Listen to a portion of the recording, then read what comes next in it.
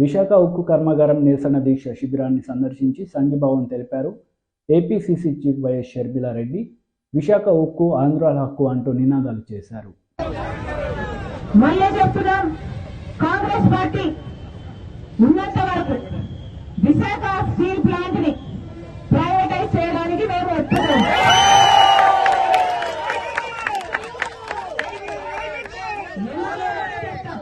ఎందుకో కూడా చెప్తాం. పక్కనే జింక్ ఫ్యాక్టరీ ఉంది, గుర్తుందా?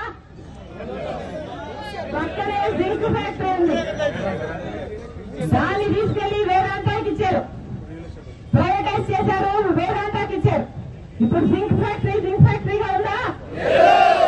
దాన్ని మూసేశారు.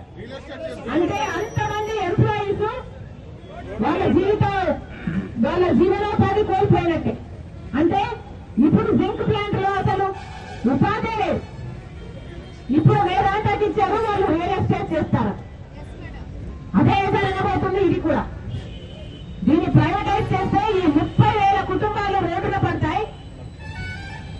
ఆ తర్వాత దాని పైన అసలు దీని కెపాసిటీ 20 మిలియన్ టన్నులు.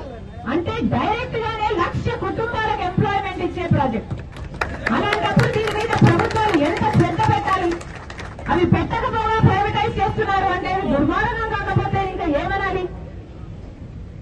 అందుకే చెప్తున్నా, ఇది ప్రైవేటైజ్ కావడానికి వీల్లేదు. కాంగ్రెస్ పార్టీ దీనికి ఒప్పుకోదు. నేనే కాదు, రాహుల్ గాంధీ గారిని కూడా తీసుకొస్తాను. రాహుల్ గాంధీ గారి చేత కూడా ఇది ప్రైవేటైజ్ కావడానికి వీల్లేదు, మేము ఒప్పుకోము అని రాహుల్ గాంధీ గారి చేత కూడా మీకు మాటిస్తామని చెప్తున్నారు. మేనిఫెస్టోలో కూడా, రాబోయే ఎన్నికల మేనిఫెస్టోలో కూడా కాంగ్రెస్ పార్టీ ఈ అంశాన్ని చేర్చబోతుంది.